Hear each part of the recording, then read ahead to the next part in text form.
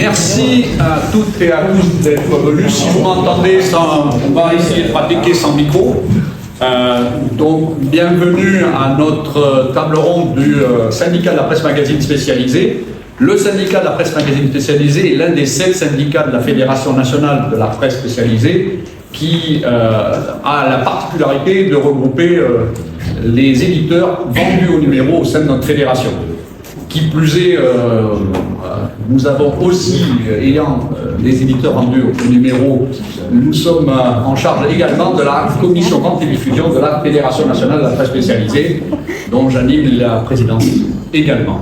Merci de nous rejoindre. Nous avons prévu une table ronde sur des thématiques qui intéressent a priori beaucoup de gens, qui sont notre réseau, très attaché à ce réseau.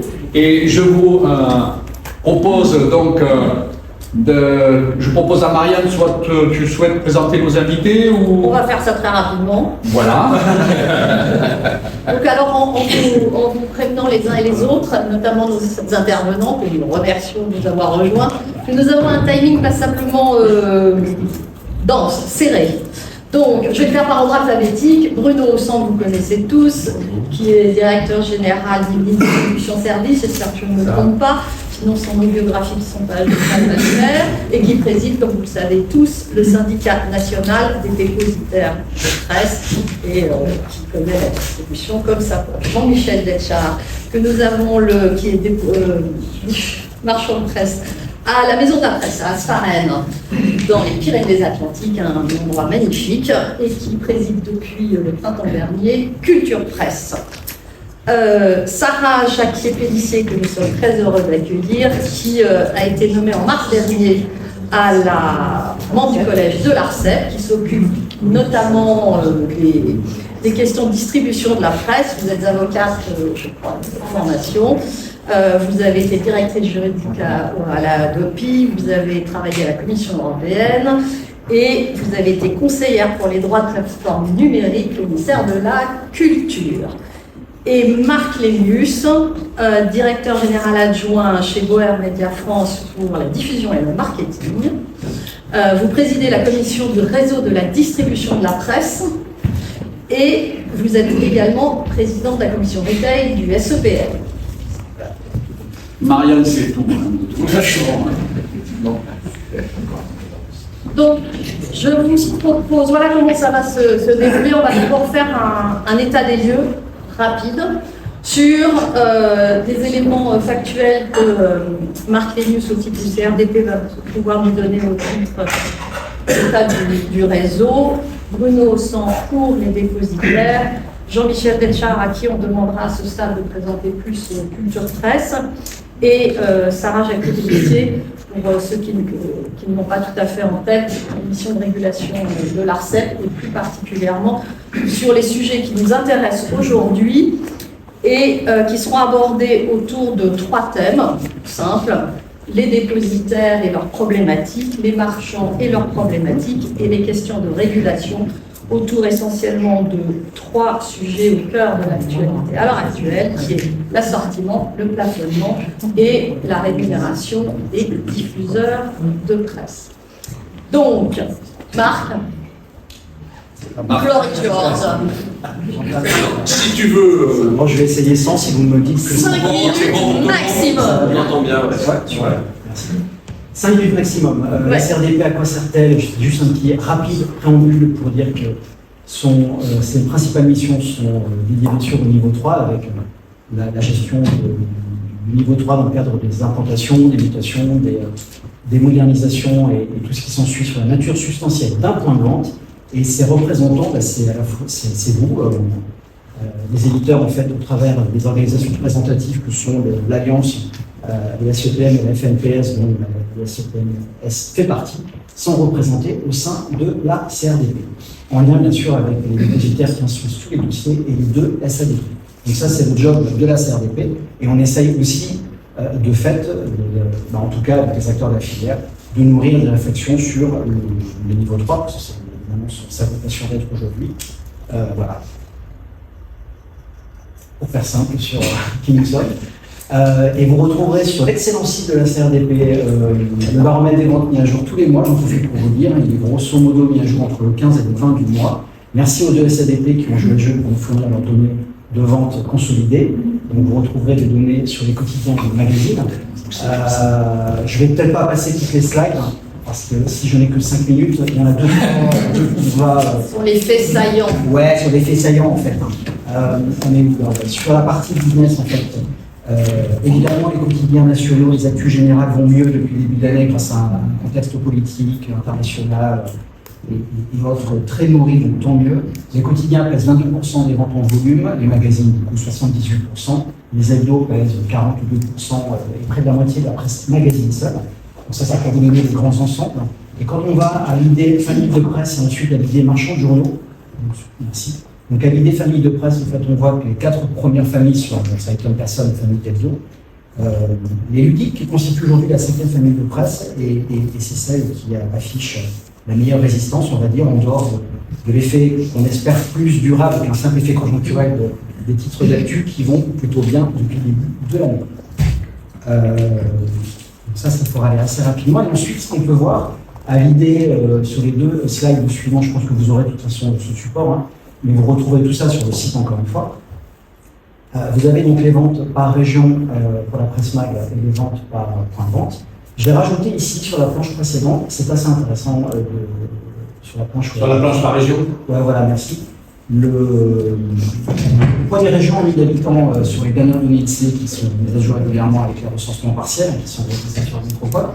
Et on observera que sur 7 régions qui ont un poids prépondérant en nombre de points de vente versus poids d'habitants, on a une meilleure tenue des ventes nationales. Alors je veux y voir évidemment le côté positif et le côté moitié plein de la bouteille qui dirait que plus il y a de points de vente, plus on se porte. Bon, j'en suis convaincu.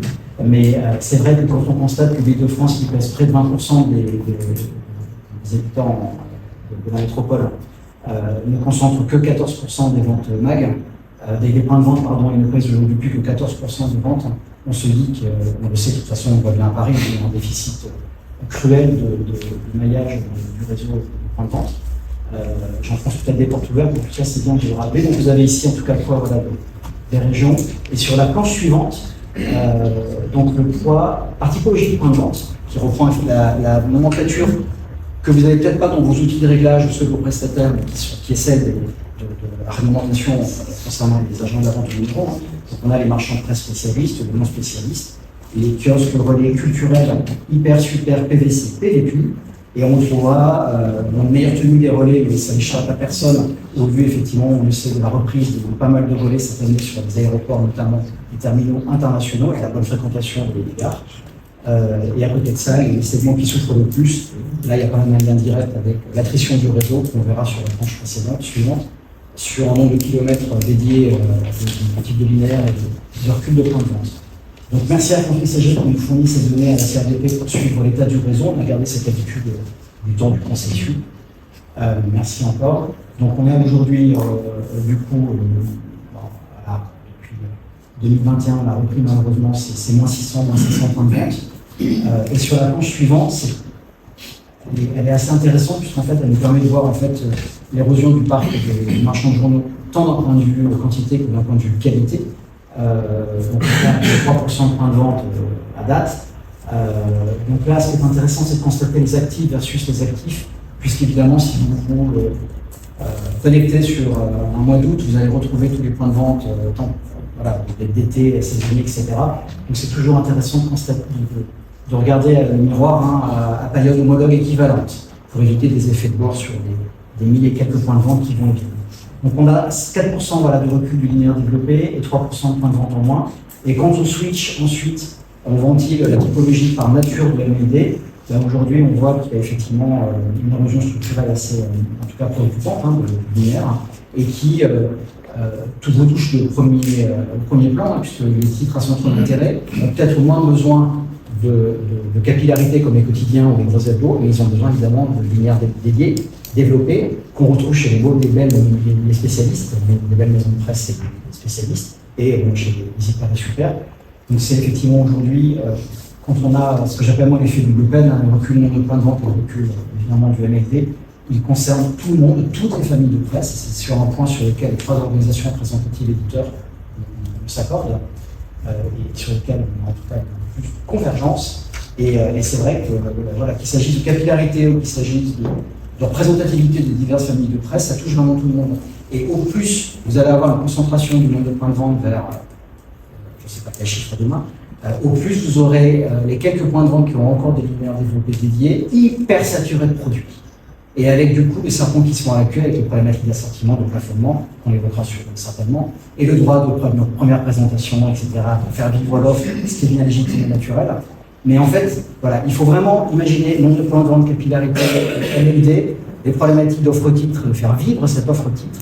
Et tout ça, ça a du sens. On ne peut pas opposer, on a peut-être besoin que de 5, 10, 15 000 points de vente, ou on a besoin de telle nature de points de vente. On a en fait aujourd'hui, pour les trois familles de presse qui constituent la presse nationale, quotidien, petit généraliste et petit spécialiste, on a besoin de cette équipe qui fonctionnait facilement jusqu'alors et qui est de plus en plus fragilisée par tout un tas de problématiques qui ne sont d'ailleurs pas qu'endogènes au secteur presse. Le retail a besoin de se réinventer, le commerce physique, j'imagine qu'on parlera Jean-Michel, a besoin évidemment bien sûr de se diversifier et de retrouver du trafic, etc. Donc on est très lucide sur la nécessité de tous les types de commerce de réinventer le modèle. On est très lucide là-dessus, bien sûr, et ça, on le voit dans tous les pays. Mais pour autant, c'est vrai qu'il apparaît plus qu'opportun, mais vraiment nécessaire de maintenir les grands équilibres du modèle actuel. Voilà.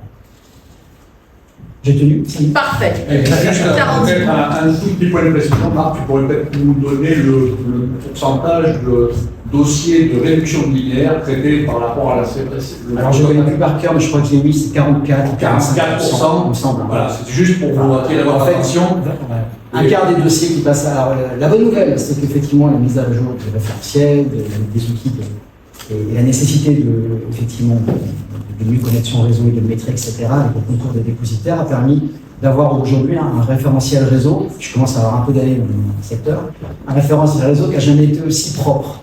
Les familles sont homogènes entre les deux SADP. Le référentiel a été extrêmement bien travaillé par les dépositaires. Et aujourd'hui, Presse Connect nous permet vraiment d'avoir la connaissance, en tout cas la plus fraîche et la plus. Enfin, jamais j'ai vu un référentiel aussi, pas parfait, mais aussi, je sais qu'on a vécu plein d'outils. Donc ça, c'est super. À côté de ça, donc, du coup, en CRDP, on va passer pas mal de dossiers, puisqu'il y a cette mutation du réseau, beaucoup effectivement de commerçants qui mutent avec l'âge de capitaine, qui fait qu'il y a pas mal de sessions également. Et il y a eu les lendemains de différents sujets en 2020-2021 qui font qu'il y a une accélération de la mutation du réseau. Et sur effectivement, grosso modo, 700 dossiers par an, on a 25% qui sont des vraies créations, on a 45% qui sont des réductions. La bonne nouvelle, c'est la généralisation de Presse Connect, c'est qu'on a moins de PVC créés, des points de vente qui étaient initialement prévus à titre de capillarité, mais qui ont été pas mal dévoyés, parce qu'on n'avait pas mieux, pour réduire l'offre dans les points de vente qui voulaient presque fermer. Et aujourd'hui, voilà, on a effectivement 45% de dossiers en réduction linéaire, dont 20% arrivent, grâce au concours des dépositaires, à atténuer la peine du MLD initialement prévu en réduction forte. Il y a pas mal de renégociations localement faites.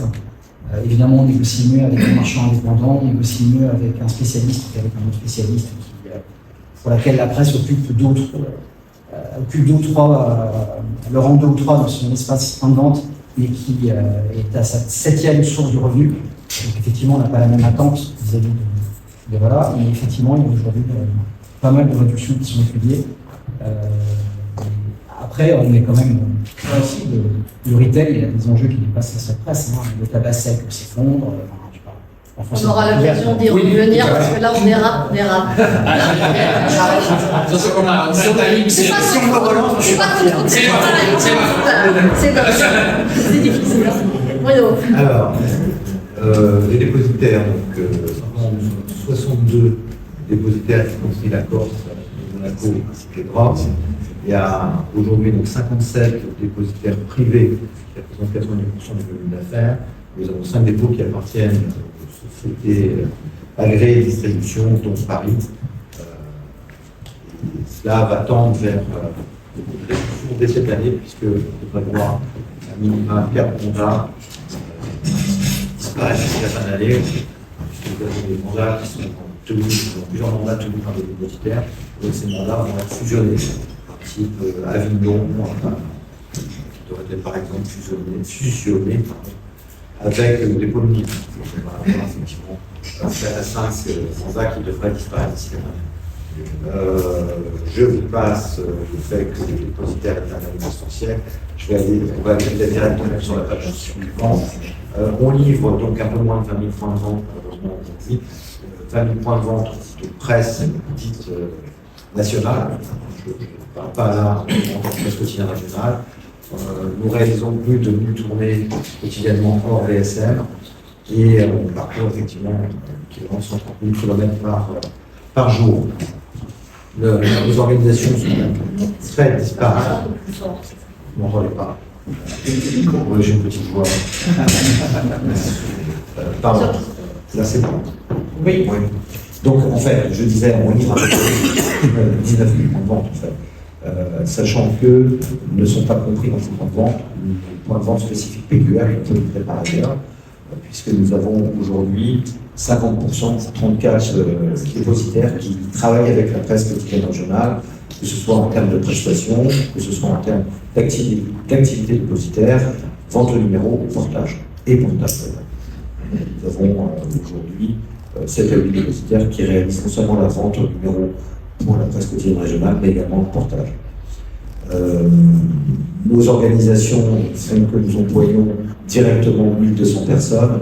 Et il faut considérer que, évidemment, compte tenu des activités de sous-traitance, notamment au niveau du transport ou autres, on emploie directement ou indirectement l'équivalent de 2000 à 2500 personnes.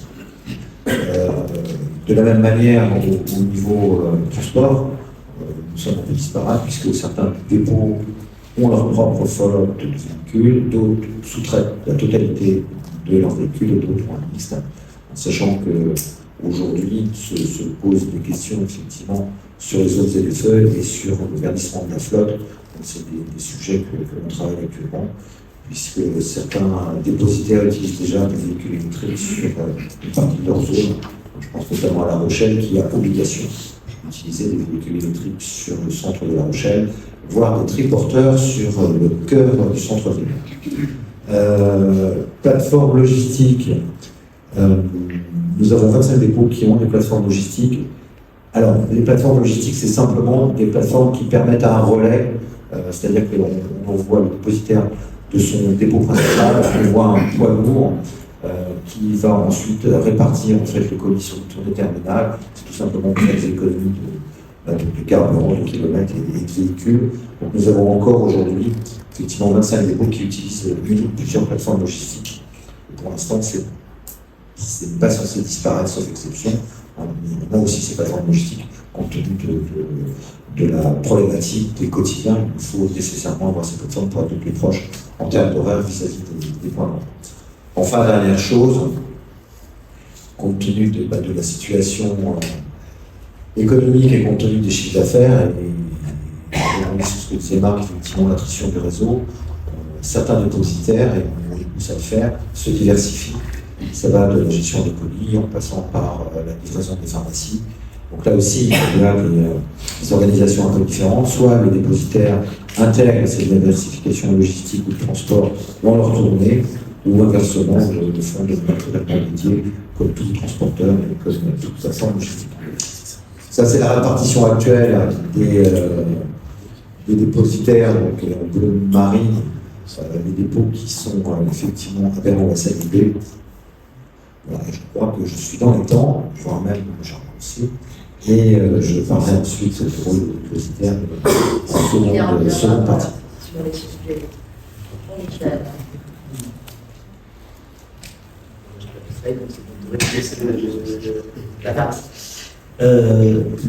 Bonjour à tous. Donc, comme on vous l'a dit, je suis le nouveau président de Culture Presse. J'ai été élu au printemps dernier.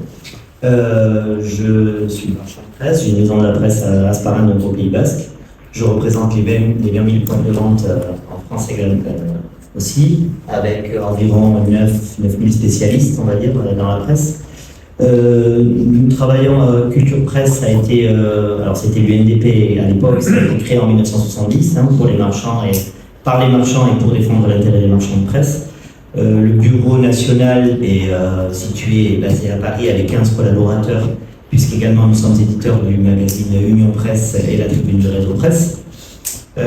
Mon bureau avec un vice-président qui est du sud-est, une secrétaire nationale qui est dans le nord-ouest et le trésorier qui est dans le nord-est. Ce qui fait qu'à nous quatre, on représente bien la France. À l'époque, on avait des présidents et des délégués sur tous les départements. Depuis quelques années, il y avait la recomposition des dépôts, justement, comme l'a dit Bruno, il y a une soixantaine de dépositaires. Donc on a préféré mettre des délégations et des présidences juste par zone de dépositaires. Nous faisons un peu plus d'une cinquantaine d'assemblées générales, justement, dans ces localités, pour être au plus près des marchands de presse.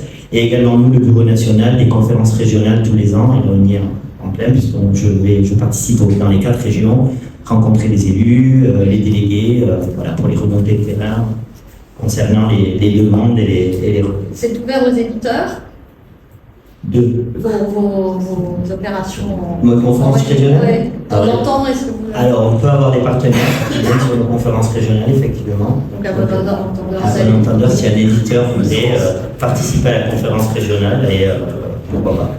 Tout à fait. Voilà.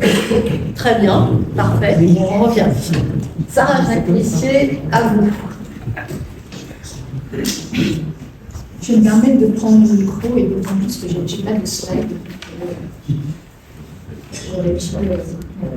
Alors, bonjour à tous. L'ARCEP est une autorité publique indépendante, un peu comme, je ne sais pas si effectivement, parce que tout à l'heure vous avez ouvert en disant peut-être que tout le monde ne connaît pas l'ARCEP. Voilà, et l'émission, et en plus, alors c'est vrai avec un focus sur les sujets, mais peut-être que tout le monde ne connaît pas. Alors, une autorité publique indépendante, un peu comme il y a l'AMF pour les marchés financiers, la CNIL pour les données personnelles, voilà. Donc nous, l'ARCEP, on s'occupe, donc on n'est pas le gouvernement, mais une autorité publique indépendante, c'est-à-dire qu'on met en œuvre les missions qui nous sont confiées par le législateur. Et donc, depuis, l'ARCEP a commencé comme régulateur des télécoms. L'idée, c'est qu'il s'agissait d'ouvrir à la concurrence le secteur des télécoms, forcer les gens de France Télécom et homologues à ouvrir son réseau pour permettre de développer la concurrence. Et au fil des années, on a acquis des nouvelles compétences dans le domaine de la distribution de la poste.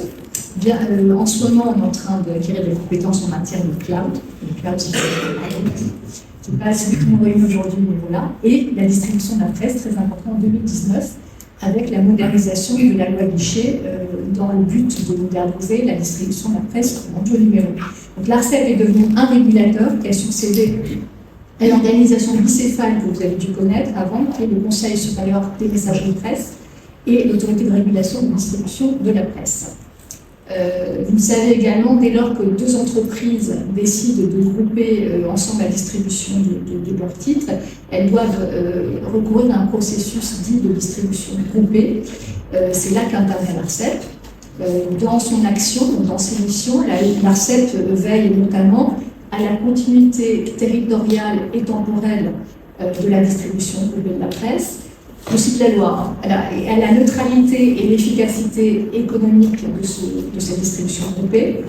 Et nous veillons également à une couverture large et équilibrée des points de vente et à concourir au respect du pluralisme. Ce que fait la presse, c'est évidemment un point important. Donc l'ARCEP fonctionne avec des services organisés par direction et un collège. Je fais partie du collège, on est 7, la présidente est Laure de la Rosière.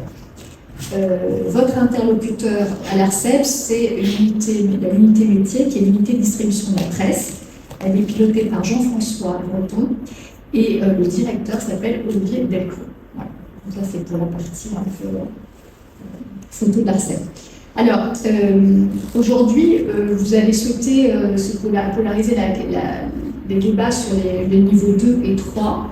Et alors, je dois de préciser que, compte tenu des compétences qui sont effectivement accordées à l'ARCEP, je dois préciser que nos compétences portent principalement sur les niveaux 1 et 3, c'est-à-dire donc les sociétés de distribution agréées, les messageries, et les marchands.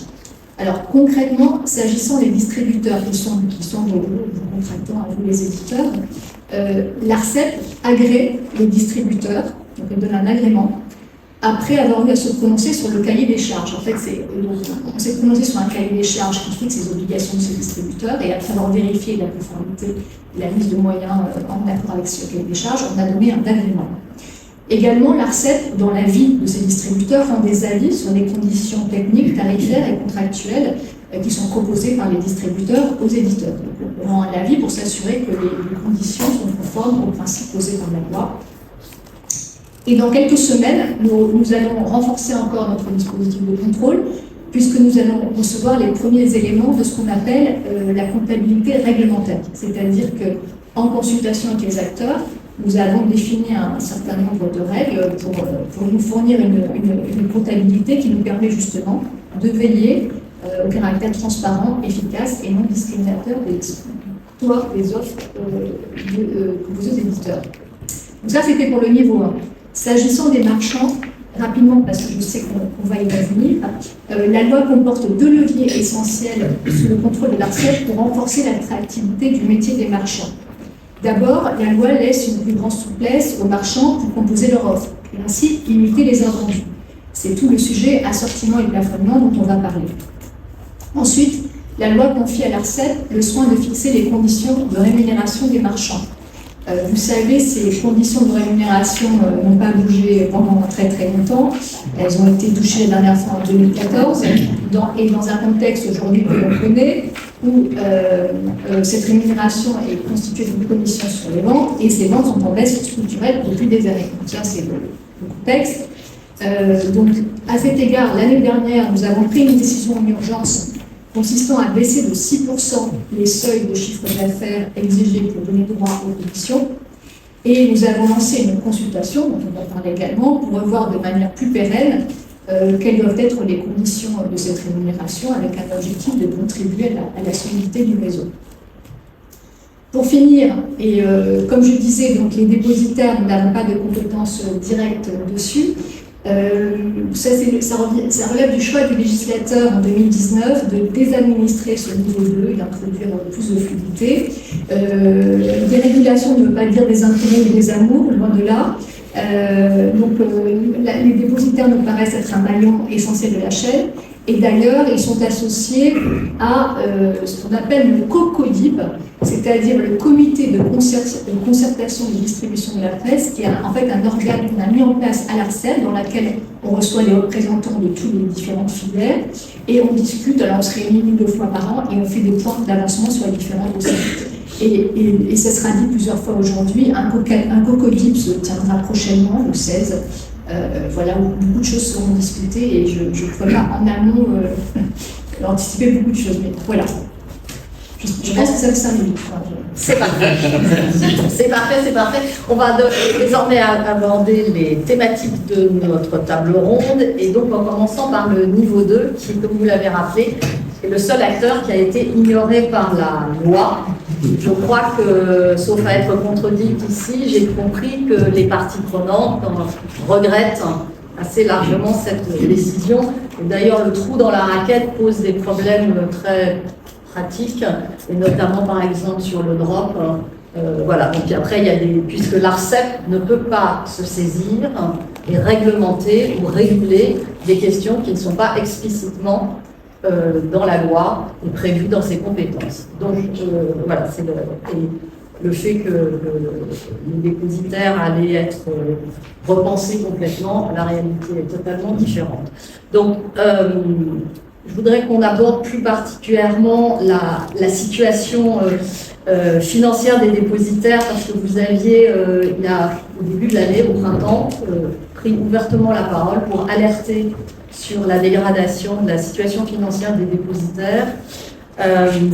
Vous aviez cité 7 enjeux, en dehors de la problématique générale, la question des frais de transport, des aides d'État, ça je rebondis avec le fait que vous n'avez pas mentionné dans le sujet, les enjeux de responsabilité sociétale, ça a été évoqué sur la commune de La Rochelle, tout ça dans le contexte, donc vous allez reboucler si vous en êtes d'accord avec, de la mission Soriano, dont je rappelle pour ceux qui ne l'auraient pas en tête que s'agissant spécifiquement des dépositaires, la mission Soriano vise à mutualiser et à trouver un système pérenne, essayer sur la distribution de la presse en vente au numéro en lien avec le maillage territorial des imprimeries, avoir une vision globale basée largement sur la mutualisation. Et s'agissant spécifiquement des dépositaires, elle milite pour rapprocher les réseaux de presse régionale et de presse nationale en étendant la mutualisation. On a vu dans ce que vous avez dit tout à l'heure qu'il y avait déjà 32 sur 50...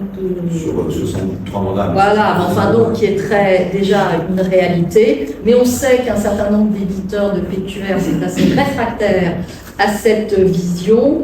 L'idée aussi de la mission Soriano, c'est grâce à ça d'optimiser, mais ça je crois que tout le monde est d'accord, l'implantation des dépôts.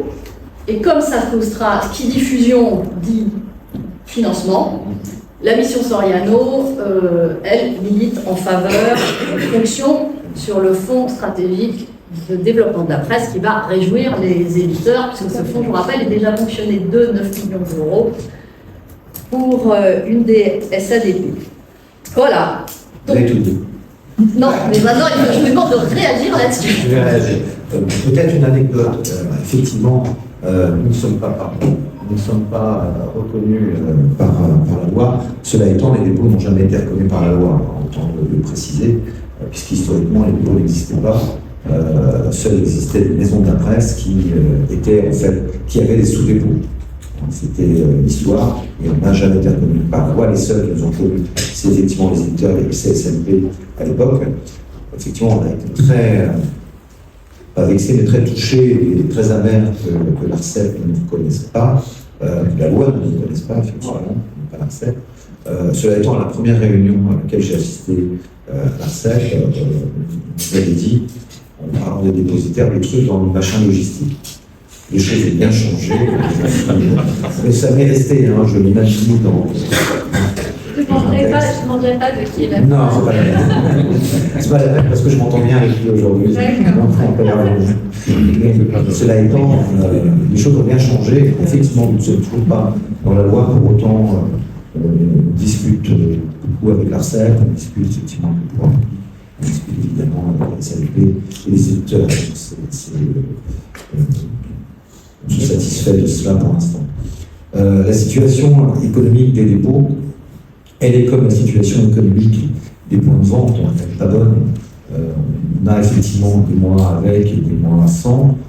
Cela étant, depuis, d'après les premiers chiffres consolidés des dépôts à fin août, on sera pour une fois stable en termes de chiffre d'affaires. Le problème, c'est qu'à fin septembre, on risque là à nouveau de prendre une belle claque, puisque les premières tendances que j'ai de septembre sont plutôt de l'ordre de moins 10 à moins 15%. Donc sur un seul mois, et c'est effectivement assez catastrophique, lié à différents sujets, évidemment à l'érosion des ventes, lié également au fait qu'on perd beaucoup de points de vente. Le groupe que Marc a présenté de la SARDP, on voit bien qu'il y a une montée, je dirais, en période estivale, une nouvelle saisonnée, et on voit bien que chaque année ça se décroche au mois de septembre. Malheureusement, j'ai bien peur que les choses se décrochent à nouveau. J'ai fait un sondage auprès de dépositaires, on a pas mal de ventes qui à nouveau arrêtent leurs activités. Donc en fait, notre première action, c'est d'éviter ces fermetures, c'est de travailler sur le réseau, contrairement à ce que certains éditeurs peuvent penser. On a les commerciaux, on se bat pour maintenir un point de vente en vie dans le réseau, quand bien même il y a des réductions linéaires, quand bien même il y a ce qu'on appelle du remodeling, un grand mode aujourd'hui en GMS, c'est le remodeling.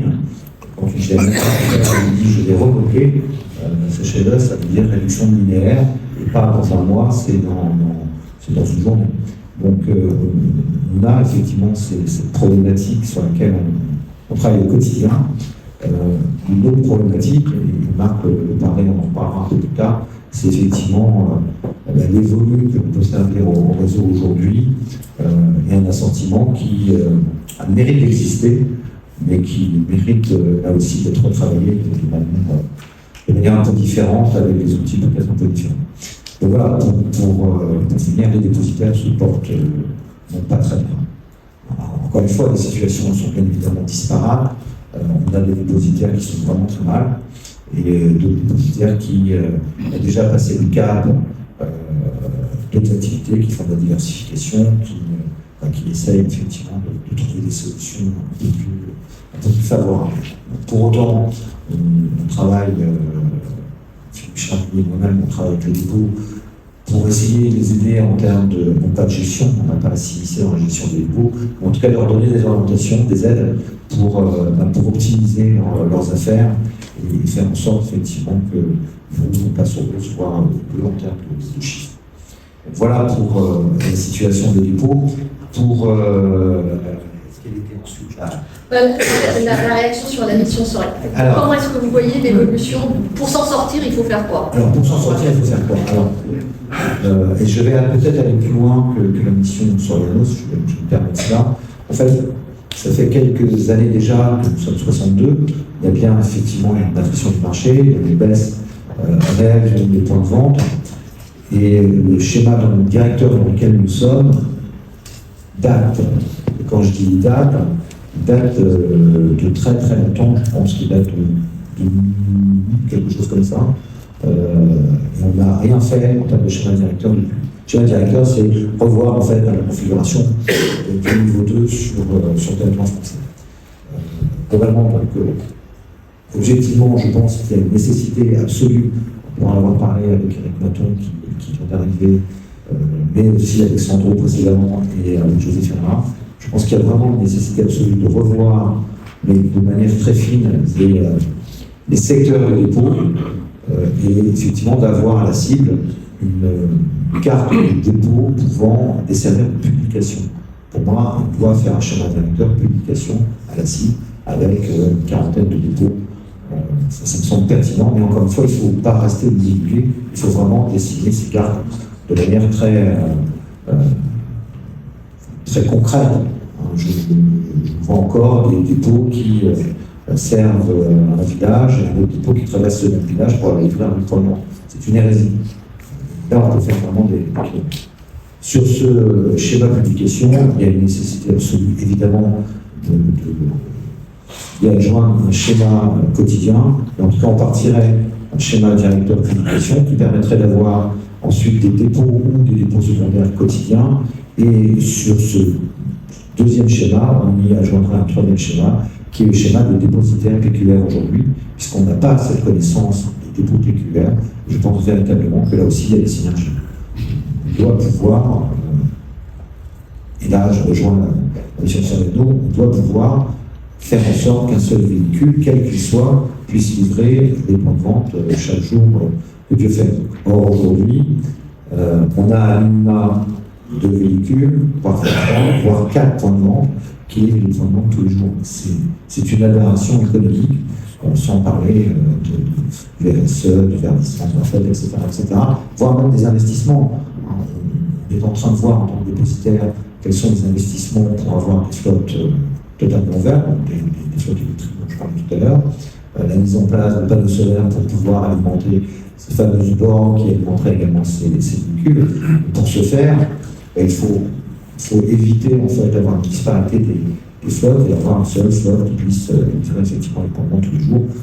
Objectivement, je pense que c'est possible, c'est raisonnable si tous les acteurs seraient autour d'une table pour discuter. Donc voilà, donc la mission sur la on l'attend effectivement avec impatience, qu'elle revienne, qu'on puisse en discuter. Encore une fois, je ne dis pas que ce sont des dépositaires qui demain auront tous les diffuseurs, ça peut être la PQR qui retraîne les tours, mais ça peut être d'autres acteurs, mais en tout cas un seul véhicule me semble très, très pratique. Les attentes des éditeurs sont fortes, en tout cas pour le niveau 2, pour avoir un niveau 2 plus recentré, plus efficace et beaucoup plus commercial, puisque c'est de cette façon qu'on fera évoluer véritablement notre marché. Alors, effectivement, la commercialité. Je vous rappelle en 2 mots l'édition des dépositaires, ça vous connaissez, elles sont logistiques, flux aller, flux retour, elles sont de transport, telles qu'on indiquait tout à l'heure, elles sont quand même financières, puisqu'on assure l'ensemble du recouvrement de somme du droit vis-à-vis des éditeurs et des messageries de ce fait. Et effectivement, il y a ces activités commerciales. Je je redis, on a des commerciaux sur le terrain.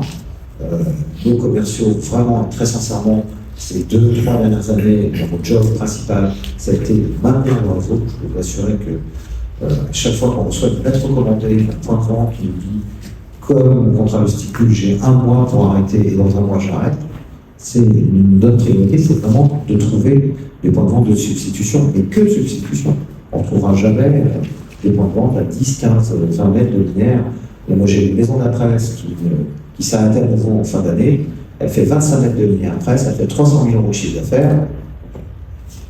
La seule chose, c'est effectivement, je discute avec Media Kiosque pour pouvoir mettre un kiosque place de l'église. C'est tout. Et on a un monopole avec lequel on discute également.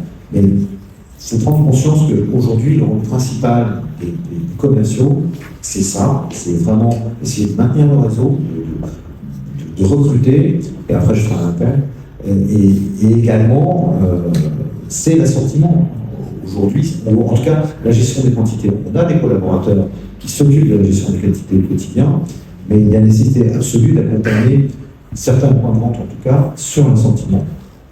L'exemple, je donne à titre réel, c'est qu'on a des points de vente qui se mettent à zéro sur des quantités alors qu'ils sont vendeurs. C'est une hérésie, mais je peux vous assurer que c'est le cas tous les jours. Et je vais vous donner un exemple. J'ai un gros... On va l'aborder dans le... Oui, parce qu'on revient sur l'assortiment et voilà. Et là, c'est pour ça que ça me... ça me dérange. Ouais, ça me dérange parce que... Voilà, on va faire un... On appelle simplement aux éditeurs, peut-être. Vite alors. Vite, je dis très vite. Historiquement, les dépôts avaient un poids sur les mairies. Historiquement. Aujourd'hui, les mairies, franchement, les dépositaires, c'est pas leur priorité. Et vraiment, il y a une nécessité absolue qu'une collectivité d'éditeurs puisse nous aider à travailler auprès des municipalités, à travailler auprès de l'association des maires pour qu'on ne perde pas les points de vente de centre-ville. Historiquement, quand il y avait des supérettes ou des supermarchés qui étaient installés en périphérie des centres-villes, la mairie exigeait la presse. La municipalité exigeait la presse dans le supermarché. Aujourd'hui, et ça, je crois que c'est également une idée que j'ai lue, aujourd'hui, contribution aux états généraux de Marthénus au titre du il faut vraiment CRTP. travailler avec ces Il ne faut pas lui enlever toute la parole à mon voisin de gauche. Parce que j'aimerais... Mais ça veut dire qu'on a les mêmes idées. Il faut Dernière chose. Donc, dernière chose. Ah mais c'est terrible, hein. On en parlera, mais dernière chose quand même, c'est qu'effectivement, je rejoins aussi Marc, il y a une nécessité d'avoir des points de vente de capillarité. Il faut absolument, il est nécessaire d'avoir de la presse. Si on veut que le Chaland puisse continuer à acheter de la presse, il nous faut de la presse partout. C'est pas normal qu'on fasse 2 km pour aller chercher chez nous. Donc aujourd'hui, et j'arrête, on travaille avec l'Alliance de manière vraiment très proche, et vraiment, je suis très fier de ça. On travaille avec la presse quotidienne nationale, sur des projets de points de vente de capillarité. Je pense que c'est la première fois qu'on travaille vraiment de façon aussi proche, et vraiment j'invite tous les éditeurs à faire la même chose. Il faut vraiment qu'on travaille là-dessus. Voilà. Je voudrais quand même qu'on fasse parce que c'est un gros sujet d'actualité encore, donc ça concerne les dépôts sur la question du drop. Alors là, non, vous n'avez pas la parole. Non. J'en parlerai. Non, voilà. C'est rien, hein. Je crois qu'il est important de rappeler à tous que, comme vous le savez, et grâce au travail fait par Diagma avec le SNDP et les 2 SADP, il y a eu une redéfinition du calcul du coût au drop versé aux dépositaires, et que ce coût au drop, aujourd'hui, pour nous, c'est clair, c'est on l'espère, un mode de calcul qui va fonctionner pour les prochaines années et qui sera suffisamment évolutif pour tenir compte des problèmes rencontrés. Le seul sujet qui reste aujourd'hui, un sujet qui peut quand même avoir un impact important si on ne trouve pas un terrain d'accord d'ici le 31-12, c'est la clé de répartition entre les SADP, puisque, comme vous le savez, il y a aujourd'hui une clé de répartition qui a été fixée à 50-50, dans un esprit d'apaisement et de soutien du réseau de niveau 2, Il est donc utile de redéfinir le mode de calcul. Une étude a été faite par MLP sur ce sujet et qui a été transmise à tous les acteurs sur un mode de calcul légèrement différent, mais qui au global ne changerait pas, à l'exception d'une chose sur laquelle les éditeurs de magazines ont de plus en plus de mal à pouvoir valider un soutien, c'est la distribution de ce qu'on appelle la VSM, donc de distribution de l'après-midi, et le dimanche, où là, pour nous, les clés de répartition devront être réparties d'une façon différente et impacter les seuls usagers utilisant ces services. Voilà. Parfait. Donc nous allons aborder. Non. Temps de parole épuisé.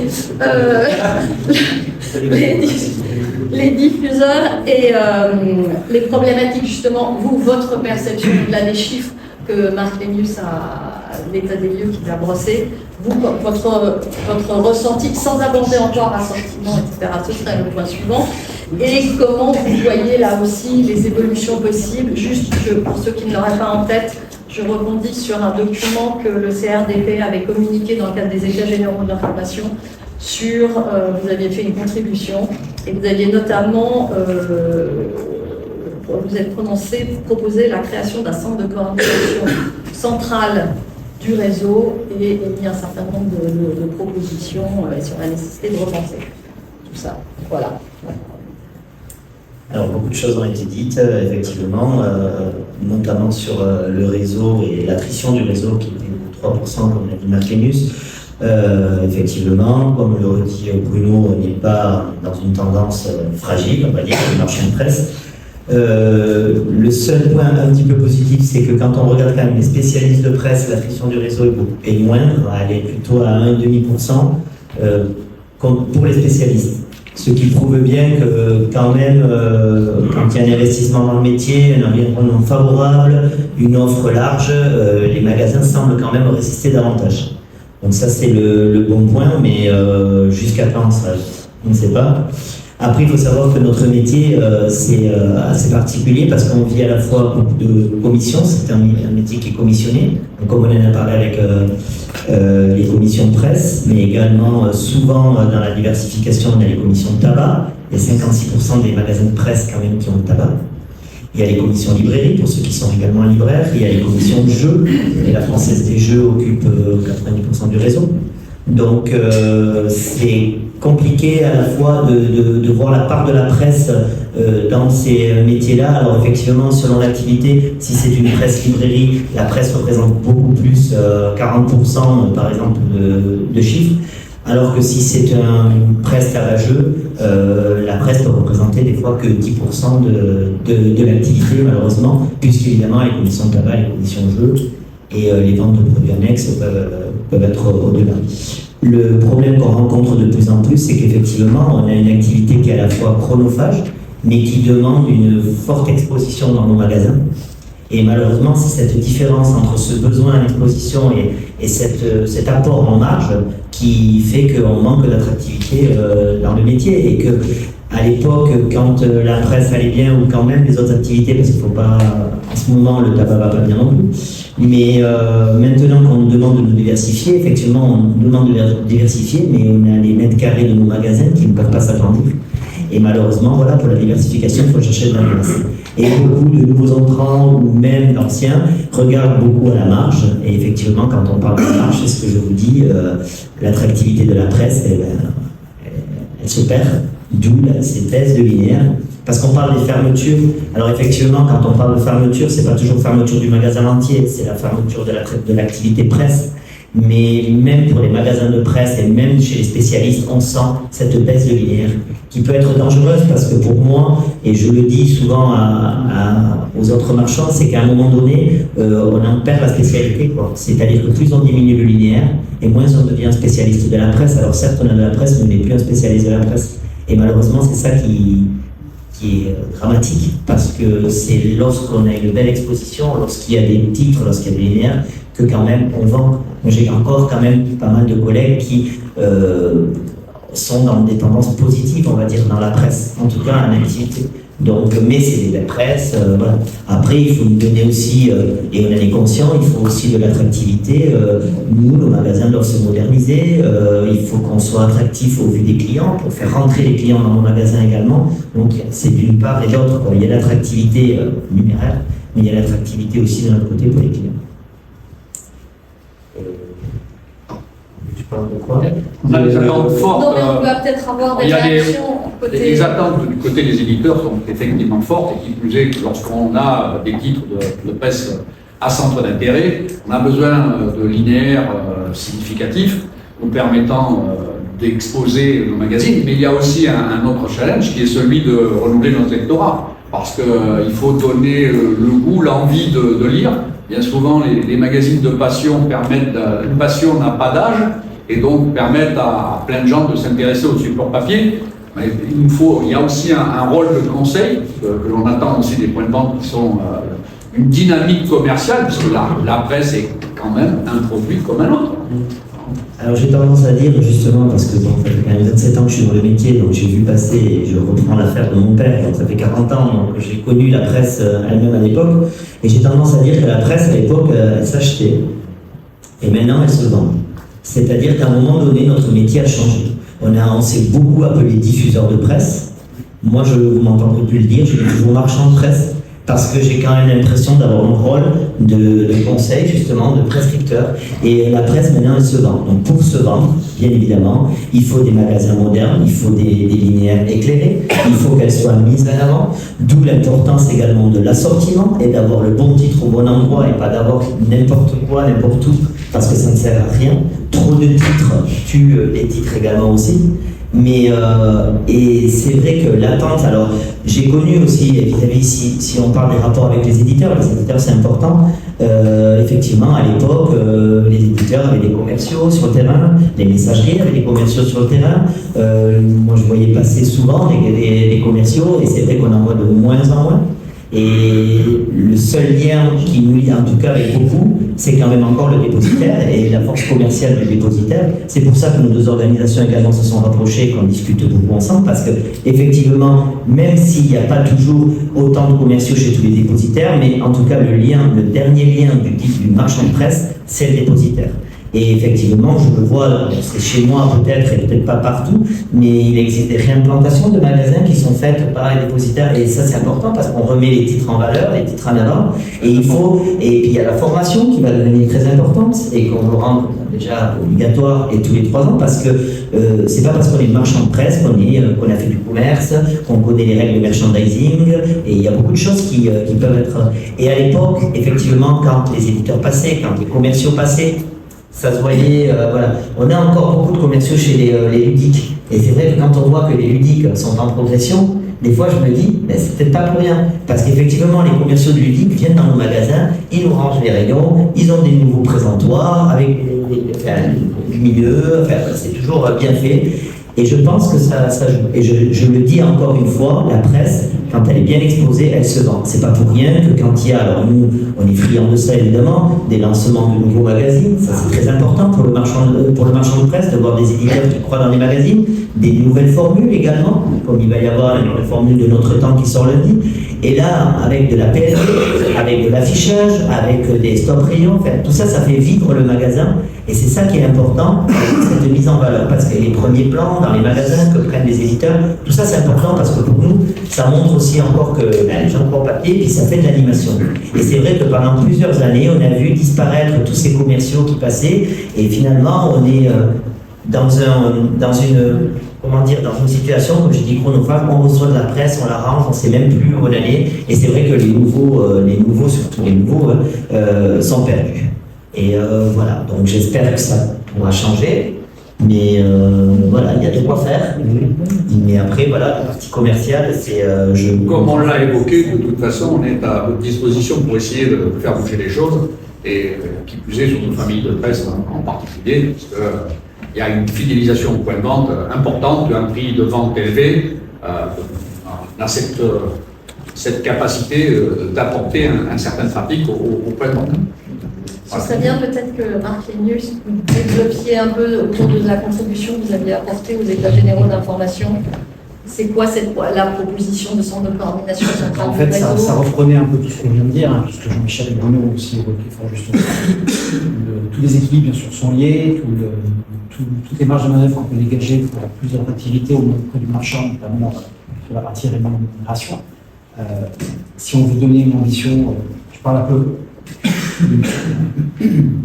Si on veut donner effectivement une ambition sur, alors pas parler de modeling, mais sur réinventer la vente de numéros pour reprendre le thème que l'Alliance avait lancé et qu'avec la FNPS et le SEPN, on a également repris pour travailler sur différents ateliers, c'est venu de là, hein, cette réflexion. Les éditeurs ont travaillé ensemble avec les acteurs de la filière sur les irritants, les points bloquants sur l'attractivité du métier, sur la nécessité auprès des collectivités, c'est ce que vous évoquiez tout à l'heure, notamment pouvoir faire du lobbying positif auprès de l'Association des Françaises des maires, auprès de différentes élus de ce type-là sur le métier de marchand de presse. Tout venait un peu de ces réflexions, de travailler un peu ensemble. Le constat, il est simple, hein, c'est effectivement la presse, c'est encore 1 milliard d'euros de vente de volume d'affaires en temps fort. C'est pas rien, c'est vraiment énormément d'achats. L'étude de l'ARCEP qui avait été faite il y a 3 ans montre effectivement que les Français sont très attachés, que ça fait partie de leur réflexe. Donc il n'y a pas de sujet là-dessus. En revanche, problématique du niveau 2, problématique du niveau 3, tout est lié, hein, bien entendu. La nécessité que le niveau 2 trouve un modèle économique pérenne, le coût du transport, les démarches RSE, le verdissement des flottes, le dernier kilomètre qui coûte si cher et on a besoin pour autant de capillarité, etc. Et du coup, la réflexion était de mener une table ronde. On avait vu le niveau 2, je ne vais pas dire oublié, effectivement, il n'était pas dans la loi, et donc l'ARCEP n'a pas autorité pour en parler, et pour autant, il est incontournable, bien entendu, et donc l'idée était simple, hein, c'était de reprendre les acteurs qui discutent d'ailleurs souvent ensemble sur les sujets plafonnement, bientôt, j'imagine, rémunération, entre autres. Une sorte d'instance, je dis souvent la CRDP c'est la maison presse, quelque part, elle est là pour représenter les éditeurs, les éditeurs en sont membres, et elle a vocation à essayer de dynamiser le réseau, en tout cas le service c'est une maison presse, le service du réseau, et donc c'est effectivement d'héberger les travaux de la filière dans son ensemble, pour qui lobbying, qui communication positive, qui réflexion sur une nouvelle typologie de marchands, et une ambition sur effectivement trouver des marges de manœuvre pour des niveaux de rémunération qui soient entendables pour les marchands et qui soient raisonnables pour les éditeurs. Ce qui est un petit peu la mission finalement de Sébastien Soriano sur la supply chain en partie. C'était un peu l'idée. Voilà. Donc, entre-temps, la mission de Sébastien Soriano, on n'a pas encore les rapports, on a les pré-rapports, mais on n'a pas le rapport final, les conclusions. C'était un peu cette idée-là. Donc après, il y a, on sait que Cody va annoncer le lancement de la réflexion sur la reine des marchands, donc c'est une bonne chose.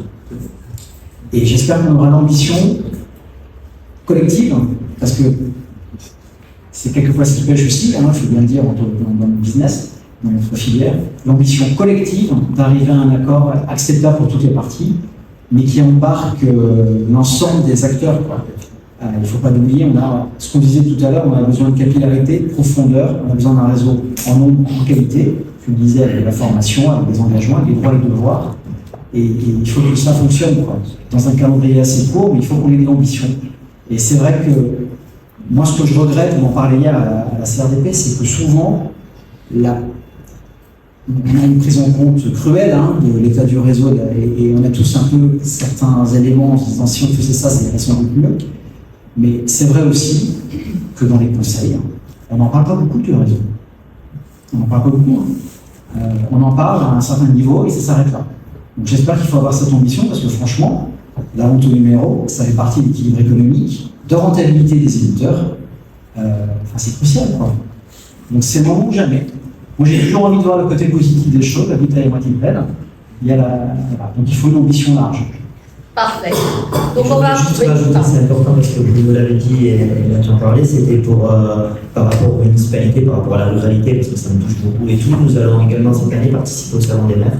Pour la première fois, on va avoir un stand parce qu'on pense qu'il est important aussi de sensibiliser les maires des communes sur l'importance d'avoir toujours un magasin de presse en tout cas du moins sur le dernier commerce, parce qu'on a été quand même des commerces essentiels et souvent on est le dernier commerce de la commune, pour beaucoup de communes, et de donner de l'importance, enfin du moins de sensibiliser les maires sur l'importance d'avoir de la presse dans les derniers magasins, quels qu'ils soient évidemment, puisque des fois c'est des multiservices. Il est important de garder cette presse et cette capillarité parce que, comme dit, on ne peut pas faire 2 kilomètres pour aller chercher un quotidien dimanche.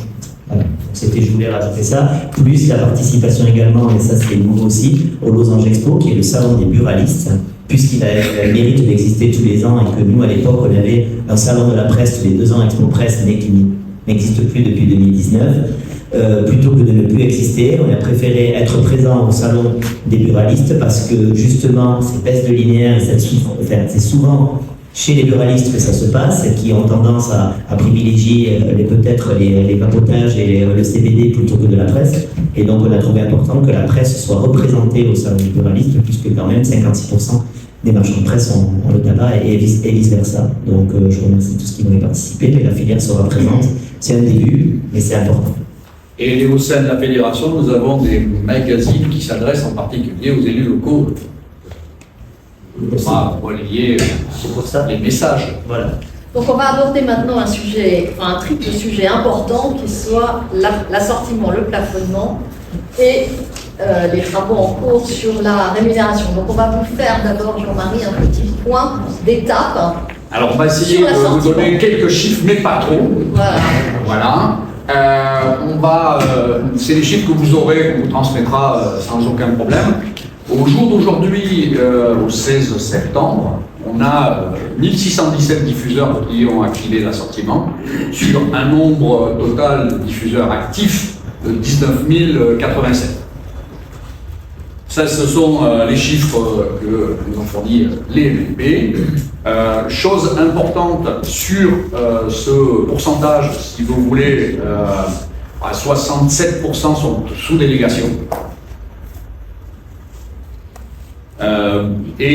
Autre chose très importante pour nous et qui peut être un vrai souci, plus de 33% des diffuseurs qui ont activé l'assortiment ont choisi de ne pas recevoir de nouveautés.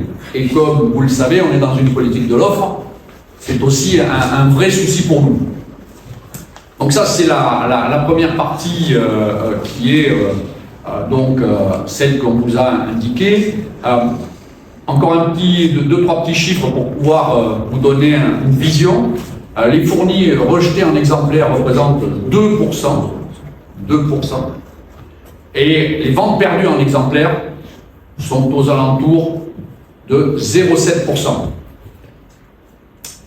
Sur la totalité des diffuseurs assortis, 10% d'entre eux ont retiré 50% des exemplaires, 60% du chiffre d'affaires de ces 10 points de vente. Ceci touche en priorité les titres sans numéro de commission paritaire, par choix ou par réglementation. Et ce qui est d'ailleurs aussi très important, quand on voit dans l'étude ARCEP que la première famille de presse qui motive l'entrée dans un point de vente est la presse de jeu, et donc c'est elle qui est impactée en premier, avec quelques réactions épidermiques. Voilà. La presse enfant est aussi... le chiffre d'affaires retiré sur un point de vente est en moyenne annuelle de 670 € pour 120 titres. Voilà, donc ça c'est le petit point important pour pouvoir vous donner quelques éléments Il y a aussi quelque chose qui, là par contre, commence à devenir beaucoup plus important, c'est la limitation des quantités, les fournis max. Et aujourd'hui, si l'on veut, on a à peu près un volume de titres, on a à peu près, on va dire, 4000 diffuseurs qui ont traité sur à peu près 4000 références de titres. Le total des deux sociétés de messagerie nous donne à peu près 350 000 exemplaires écrétés. Voilà, la quantité maximum appliquée est de 3,69 exemplaires. Donc il y a 1000 diffuseurs qui concentrent 80% des quantités max. Voilà, alors le point effectivement sur ces quantités max, il est là. Le plafonnement, comme je vous le rappelle, l'ancien plafonnement est encore en vigueur, le nouveau plafonnement est en finalisation, on l'espère, avant le prototype, suite aux remontées que l'ARCEP nous avait fait sur les propositions que nous avions transmises. Donc ça c'est le point, et suivant mes informations, a priori c'est une chose qui doit être mise en place facilement et rapidement. Sachant que, effectivement, dans un esprit de concertation, le couple retenu avait été... voilà. Au jour d'aujourd'hui, on a quand même beaucoup de diffuseurs qui se plaignent plus de l'absence de titres que de diffuseurs ayant choisi. Et on a surtout un chiffre très important pour moi, c'est le chiffre des diffuseurs qui ont choisi d'agir sur leur offre de titres et non pas sur l'assortiment. C'est-à-dire les gens qui en sont profités de Presse Connect pour adapter le choix de titres dans leur point de vente. Et là, on a près de 8000 diffuseurs qui ont utilisé le système pour pouvoir pratiquer des adaptations de l'offre de titres.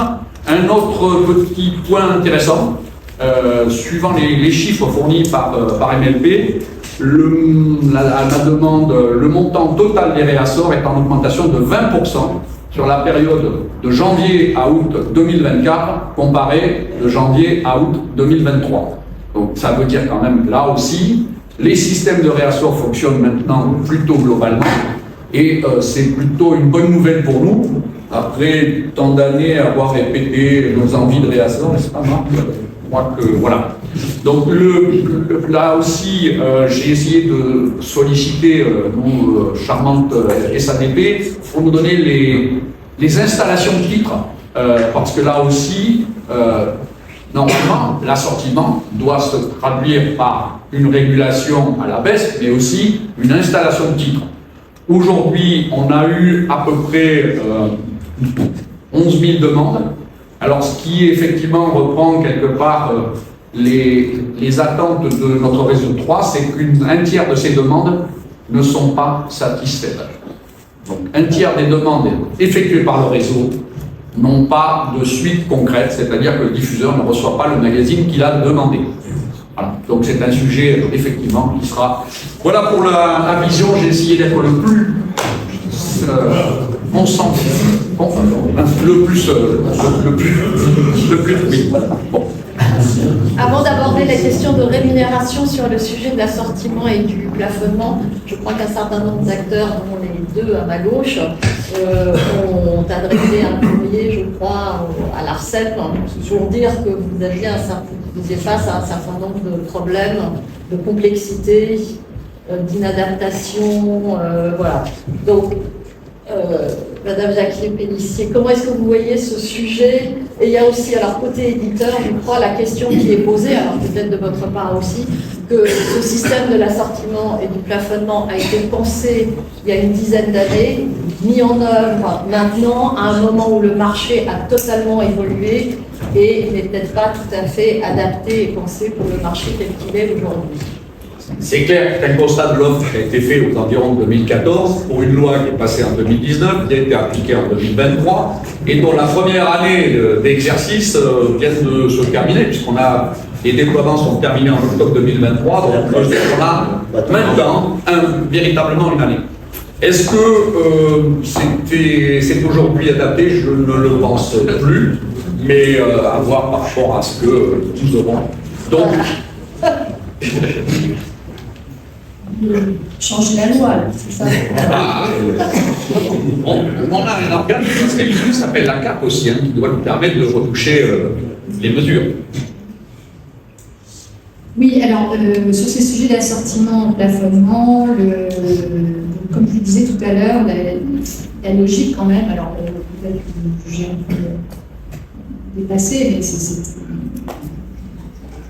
ne pense pas. Il y a quand même ce souhait des marchands de presse de pouvoir adapter leur offre au public et de pouvoir limiter, tant qu'on faire se peut, les invendus. Alors, le régime qui a été fixé, par ailleurs, il a été, la logique, c'est de donner le stylo aux acteurs de la filière, parce qu'il y a eu des discussions très intenses. Ça a pris des mois et des mois. Et pour atteindre deux accords. D'abord, l'accord qui gère la question des assortiments Et puis on a un amendement qui a traité la question des plafonnements pour, en principe, proposer un système différent de celui qui était en vigueur avant. Bon. Mais tout à l'heure, c'est intéressant parce que ce qui a été dit, c'était que le système qui est actuellement en vigueur, c'est le système d'avant. Donc, pour nous, en tout cas, en tant que régulateur, il y a eu des accords qui ont été atteints par les parties. L'ARCEP a donné un avis sur les questions d'assortiment et les questions de plafonnement. Et dans notre compréhension, c'est cet accord qui s'applique jusqu'à ce qu'éventuellement il y ait un amendement formel qui sera adopté par les parties sur lequel on pourrait rendre un avis. Bon, parce que sinon, c'est globalement ça. Alors, maintenant, ce sont des problématiques très difficiles. Le déploiement des outils, notamment Presse Connect, impose de sensibiliser les marchands, les dépositaires font un travail remarquable, mais bon voilà, c'est beaucoup de travail, ça se déploie aussi. Mais ça ne veut pas dire que toutes ces questions-là sont faciles, donc on accepte qu'il y a du temps pour déployer tout ça. Mais globalement, nous, on va suivre le déroulé des accords qui ont été obtenus et on va demander, et on demande régulièrement à la Codip, effectivement, un avancement de comment ça se passe. Alors, j'ai vu notamment, c'est vrai qu'il y a des premiers, mais j'ai vu notamment aussi l'article de notre secrétaire général sur les couacs de l'assortiment. Donc voilà, tout ça, c'est quelque chose, effectivement, on aura envie d'en parler. Également, le sujet de savoir si l'impact de Presse Connect sur la réduction des linéaires ou pas, enfin, tout ça, c'est des sujets dont on parlera. Voilà, mais bon, pour nous, il y a eu énormément de travail qui a été fait pour trouver un accord. On suit le déroulé de ces accords. Tant qu'il n'y a pas de nouvel accord, c'est l'accord qui s'applique. Voilà. Non, c'est bien le cas aujourd'hui. De toute façon, on est dans la finalisation de la nouvelle version du plafonnement, mais le plafonnement antérieur continue à s'ouvrir. Voilà, les éléments. Alors, sur ces deux parties-là, je vous ai donné quelques chiffres qui sont quand même encourageants pour ma part, parce que avoir 8000 diffuseurs qui ont joué sur leur offre-titre est quand même quelque chose de très intéressant. Après, c'est effectivement les diffuseurs assortis, l'outil peut-être mérite quelques adaptations. Il y a surtout un travail de formation, de communication au travers de l'outil. La formation ayant été mise entre guillemets pendant 3 ans, ça n'a pas forcément aidé à prendre la main sur ces outils, à gérer son assortiment, à le connaître, à avoir son offre merchandising et savoir exactement ce que l'on vend et comment on peut en vendre plus. Ça, c'est l'un des points. Sur la partie rémunération, évolution de la rémunération, qui est aussi un dossier, donc nous avons une réunion du COCODIP le 16 octobre. Les thématiques du jour nous seront transmises, l'ordre du jour nous sera transmis le 8 octobre. La position de la FNPS est très claire, c'est la profondeur de l'offre qui doit piloter la rémunération du diffuseur ainsi que sa spécialisation, puisque c'est ce que nous avions écrit et que nous défendons toujours. Voilà. Ce qui est pour moi important, c'est qu'on ne devra pas s'arrêter à un nombre restreint d'acteurs. Si on doit redéfinir le système de rémunération, il faut redéfinir le système de rémunération de l'ensemble du réseau et non pas d'une partie seulement de ces acteurs. Je vous demanderais de réagir sur la totalité, l'assortiment et la rémunération. Qu'est-ce que vous attendez? Sur l'assortiment, je voulais juste dire qu'effectivement, il n'y a eu que 1600. Mais comme je l'avais dit, un assortiment global dans un magasin, c'est 6 à 7 heures de temps. Donc, je pense que il ne va pas me contredire. Donc, c'est long, c'est ambitieux pour la personne qui le fait. Et effectivement, par contre, il y a beaucoup de gens et beaucoup de marchands qui, grâce à Presse Connect, ont pu modifier leur offre, mais par thème, comme les 8000 magasins qui ont changé leur offre. Là où on a voulu alerter l'ARCEP, et c'est pour ça que le courrier est parti et qu'il a été en collaboration avec tous les acteurs, en tout cas des représentants des marchands, c'est qu'on s'est rendu compte que pour ceux qui avaient fait cet assortiment global il y a 1 an, tout saute. Au bout d'1 an, tout disparaît. C'est-à-dire qu'il y a des marchands qui ont fait un assortiment global, qui avaient retiré quelques titres parce qu'ils n'en voyaient pas l'utilité et qui reviennent sous peine de première présentation ou en tout cas de nouveauté, alors que normalement c'est censé être sur présentation. Voilà, donc c'est pour ça qu'on a voulu alerter, parce qu'on ne peut pas, moi, je ne vais pas aller dire aux marchands faites un assortiment global, c'est pour leur dire dans 6 mois ça va sauter par contre, vous allez passer 6 ou 7 heures. Donc ça, c'est pas possible. Donc à un moment donné, voilà, il y a, je pense, dans le système, dans l'outil informatique, ou en tout cas dans l'interprétation de certains dans la filière, qui fait que ça saute. Donc là, c'était ça qu'on voulait le plus alerter. Alors, on a surtout une chose qui nous tient à cœur côté FNPS, c'est le droit de première présentation. C'est une chose qu'on avait défendue dans la loi, clairement, et qui a été un peu montée en touche par un cahier des charges rapidement rédigé au mois d'août, en profitant des congés des acteurs de la branche, et qui nous a un petit peu, aujourd'hui, la première présentation est désormais dans le contrat diffuseur-dépositaire. Et c'est important pour nous que le marchand puisse juger sur pièce, c'est-à-dire qu'il y ait la possibilité de retrouver, bien entendu, les quantités excédentaires ou le magazine, mais pas seulement recevoir un espèce de fichier PDF dans une boîte mail encombrée par autant d'autres choses, que nos produits sont des produits papier, physiques.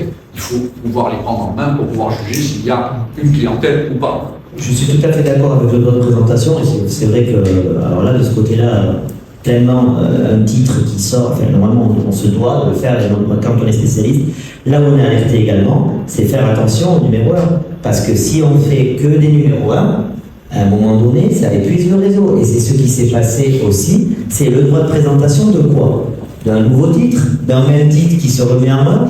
Enfin, voilà, c'est là aussi qu'à un moment donné, il faut aussi de la part des éditeurs qu'il y ait une prise de conscience qu'un numéro 1, c'est un numéro 1. C'est pas une réinscription d'un ancien numéro. Parce que c'est ça, le droit de présentation à un moment donné, voilà. Et nous, on s'est retrouvés dans nos magasins avec des numéros 1 qui revenaient, des numéros 1, numéro 1 en âge, en cours de CPPAP, on en a vu défiler, qui encombraient nos linéaires pour rien. Voilà. Et c'est là la réticence des marchands, et c'est pour ça qu'elles viennent de là, ils disent mais je veux pas. Alors, et la jeunesse, il faut quand même la rappeler, la jeunesse de la loi, elle était basée sur un constat épidermique concernant 3 éditeurs. 3 éditeurs. 3. C'est vrai que presse au départ était dans une contribution à livre blanc à l'époque, favorable à maintenir une première présentation physique. Mais c'est vrai que si les éditeurs ne jouent pas le jeu, ils ne sont pas raisonnables de leur côté. Et malheureusement, la réduction des charges n'a pas retenu y compris ce que quand même le réseau avait demandé. Oui, mais le droit de présentation est dans la loi. Et dans la loi. Oui, mais ça, il n'y a pas une obligation de présenter l'exemplaire physique. Et tout est là, parce qu'un magazine, ça se feuillette, il y a un côté charnel, si je puis m'exprimer ainsi, et c'est pas un fichier PDF qui fait perdre beaucoup de charge. Et un tiers je reviens sur son truc, un tiers quand même des diffuseurs qui refusent la totalité des parce que la choix, c'est oui, c'est du tout ou rien. Voilà. Alors, on va terminer parce que là, on expose la rémunération quand même. Je vais donner d'abord la parole au premier intéressé. La rémunération, comme je l'ai dit tout à l'heure, c'est effectivement c'est vital pour nous marchands de presse, parce qu'on voit cette perte d'attractivité du métier due à ces diminutions de marge et à cette rémunération qui n'est pas conséquente. Alors effectivement, dans la loi, on était à l'époque sur des volumes en 2014 et sur des volumes de chiffre d'affaires qui n'étaient pas les mêmes. On est parti de 13%, alors effectivement pour les plus, parce qu'il y avait quand même des règles pour, il y avait le linéaire, il y avait la commercialité, il y avait le chiffre d'affaires, il y avait beaucoup de choses qui rentraient en jeu. On pouvait aller jusqu'à 27% pour les plus gros, mais la moyenne quand même qu'on constate, elle est plutôt à 18%, voilà, elle est à 18% de rémunération. Donc, moi, j'ai toujours pris mon exemple en maison de la presse avec 202 mètres linéaires développés. Je me sens assez spécialiste. Je suis à 19% parce que je suis en ruralité, parce que je perds des points de commercialisation. Et j'estime qu'à un moment donné, la rémunération, elle doit être aussi plutôt récompensée. Alors, les spécialistes, pas que les spécialistes, mais effectivement, il y a ce travail de la presse et non pas toujours la distance où on se trouve. Enfin, voilà. Donc, après, il y a eu des contributions qui ont été faites, je pense qu'on en parlera au Cocody, puisqu'on n'a pas le retour de toutes ces contributions, et c'est le but justement de ce Cocody.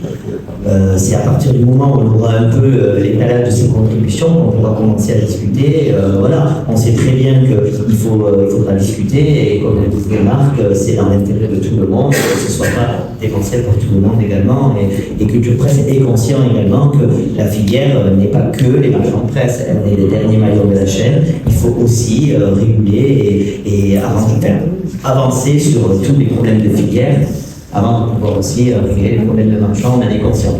Mais je constate, et ça c'est mon problème parce que je suis peut-être assez impatient, mais tout est long, et on en parlait tout à l'heure, quand on dit depuis 2014, on est en 2024, voilà, il faut comprendre que dans la presse, tout est un peu long. Si ça pouvait être plus rapide, ce serait un peu mieux quand même. Donc voilà, je ne dis pas qu'il faut mal le faire, il vaut mieux le faire doucement, bien, mais quand même. Non, et puis on a quand même aussi la mise en place de la CAP qui est aussi très importante pour nous tous, parce que ce sera vraiment l'outil pour nous permettre justement de répondre aux questions qui sont les vôtres, aux remarques et aux nécessités de faire bouger les choses. Donc mettons en place la CAP au plus vite, dont bien sûr Presse sera la première présidence. Je vais être extrêmement rapide. Oui. Je sais faire. Moi, simplement, avant de réaliser sur les sentiments, c'est aussi de dire que le sentiment a été mis en place il y a un peu plus aujourd'hui. Je pense qu'il faut faire un constat. Si aujourd'hui on n'a que 1600 points de vente qui se sont faits sur 6, si on n'a que 1000, puisqu'il y en a 1100 précisément qui ont été assortis par des délégataires, c'est qu'il y a un vrai problème. Et je pense qu'il faut vraiment faire l'analyse des points de vente qui ont été assortis, sachant que quand on rencontre les points de vente quotidiens, ils sont plus de quantité ou du manque de quantité. Donc, faisons un point.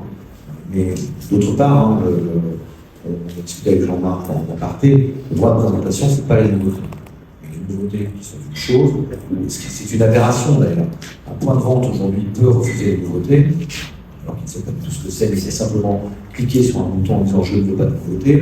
Et par contre, le droit de présentation qui est quelque part une réinventation d'un titre à un instant T, et là il reçoit le papier à partir du moment où le titre est inventé. Donc je pense vraiment qu'il y a un travail de pédagogie à faire au niveau de ton TAP, et je pense qu'il faut vraiment faire un point sur le texte. Il y a des interprétations du texte. Je pense qu'à un moment donné, c'est comme tout code du travail, il faut regarder les interprétations et les analyser. Donc ça, c'est sur l'assentiment. Sur la rémunération du réseau, moi, je ne peux être que d'accord, évidemment, avec Jean-Michel, et effectivement avec Jean-Marie. Il y a quand même une alerte à avoir, c'est que nous avons des points de vente qui sont des belles, très belles parfois, librairies de presse, de très grosses librairies de presse, où l'âge du capital est souvent proche de 60 ans et plus. Dites-vous bien que ce point de vente ont beaucoup de mal, mais je peux vous en citer une dizaine sur le secteur, parce qu'il y a chez moi d'ailleurs, ont beaucoup de mal à céder leurs affaires. Donc, ils ont beaucoup de mal, et je crains que ces affaires demain partent en je ne sais pas si c'était plus en presse ou en librairie. Et je pense que la rémunération en fait partie. Sur la rémunération, il y a deux sujets. Le premier sujet, c'est déjà qu'il y ait une vraie transparence de ce que touche le point de vente. Aujourd'hui, quand un point de vente achète un autre point de vente, on ne voit qu'une chose, c'est des relevés qui ont 13%. Or, ce n'est pas la réalité.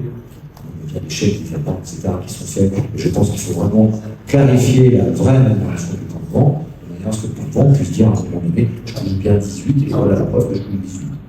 Ça, c'est déjà pas le cas aujourd'hui. Et la deuxième chose, en tout cas trouver, c'est soyons extrêmement vigilants sur les points de vente qui ont de véritables offres, qui sont des vrais spécialistes. Moi, j'ai peur de les perdre à un moment donné s'il n'y a pas d'appétence sur l'activité. L'activité, c'est pas des commerçants et à la base, c'est le chiffre d'affaires et surtout la marge. Voilà, je termine. Merci. Juste peut-être, Madame ici en termes de calendrier, comment est-ce que ce dossier de la rémunération, comment est-ce qu'il doit évoluer, quelles sont les prochaines étapes et quel est l'horizon que vous fixez? Oui, si je me permets, moi sur l'assortiment, nous, évidemment, on est tout à fait prêt à discuter de ce qui marche et ce qui ne marche pas et pourquoi ça ne marche pas. De toute façon, donc, voilà. Après, ce qui est vrai aussi, c'est que quand ça prend beaucoup de temps pour trouver un accord, et à un moment donné aussi, il faut essayer des choses pour justement voir si ça marche pas. Et alors, sur la rémunération, je voulais aussi dire que ce qui a été dit aujourd'hui, il y a notamment deux sujets qui nous soucient beaucoup à l'ARCEP. Ça a été dit, la baisse du nombre de points de vente. Évidemment, la capillarité aussi, parce que vous disiez qu'il faut chercher d'assurer la continuité territoriale. Et puis également la baisse de l'effet budgétaire. Ce sont des sujets qu'on a complètement en tête. Pour vous dire aussi que cette consultation, donc effectivement, lors du produit, on parlera un peu de ce qui a été produit par les uns et par les autres. On a reçu une trentaine de contributions. Et pour sensibiliser aussi sur le fait que le sujet est très compliqué. Évidemment, le fait que les typologies d'acteurs entre les marchands et les éditeurs, c'est pas la même chose, mais à l'intérieur de chaque catégorie, chacun n'a pas la même perception. Si je vois par exemple le cas des éditeurs, ce qui nous concerne aujourd'hui, les éditeurs dont les titres sont les plus vendus, eh bien, ils souhaitent que le réseau comporte un grand nombre de points de vente avec une offre limitée. Et ceux qui sont moins vendus préfèrent un nombre peut-être moins important de points de vente, mais avec un très large assortiment. Donc ça, et il y a plein d'autres exemples comme ça. Donc on comprend qui parle à chaque fois et c'est la solution pas évidente. Alors, sur le calendrier, honnêtement, je ne peux pas trop préempter le sujet, je ne peux pas, parce que donc là, pour le coup, parce que le temps n'est pas tellement loin, vous allez en parler de ce sujet-là le 16. L'idée, en tout cas, c'est que les acteurs négocient dans un cadre qui sera fixé par l'ARCEP. Voilà, c'est vraiment ça. Étant entendu que en droit, on a la capacité de fixer les conditions de rémunération, c'est prévu par la loi. Voilà. Donc je ne peux pas en dire tellement plus. Juste le point, c'est que conformément à la logique de la loi et du législateur, la question des marchands de presse et la revalorisation des marchands de presse est vraiment un sujet essentiel pour l'ARCEP. Voilà. Il n'y aura pas de surprise. C'est un sujet très très important pour vous. Merci. Ce qui est important également pour vous, c'est que la rémunération du marchand soit identique pour toutes les familles de presse, qu'elles soient nationales, presse quotidienne nationale, presse quotidienne régionale ou magazine, à l'exception des produits de diversification. Mais là, pour moi, c'est un taux unique, on ne peut pas passer... Une presse quotidienne nationale. Oui, tout à fait. Pour moi, c'est le seul taux à avoir. On ne peut pas différencier. Les questions-réponses, c'est mort. Par contre, ils sont tous à votre disposition. Nous sommes effectivement, en tout cas... Moi, je voulais juste vous apporter un petit témoignage très bref. Je suis éditeur de livres et on lance une revue depuis quelques jours dans votre réseau, une revue trimestrielle, et nous sommes impressionnés par l'ampleur que vous pouvez donner à une nouveauté. En librairie, on doit se battre pendant des mois pour avoir, je vais dire, un dixième de ce que vous nous offrez en quelques jours. Donc vous avez de gros problèmes et vous êtes encore un outil assez spectaculaire. On est indispensable. Merci.